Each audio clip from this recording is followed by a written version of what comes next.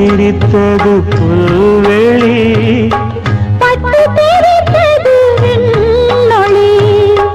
தினமும் பாடும் எனது பாடல் தினமும் பாடும் எனது பாடல் காற்றோடும் மாற்றோடும் இன்றும் என்றும் கேட்கும் என்றென்றும் காலை நேர பூங்குயில் கவிதை பாட போகுது கலைந்து போகும் நேரங்கள் கவனமாக கேட்குது கேட்ட பாடல் காற்றிலே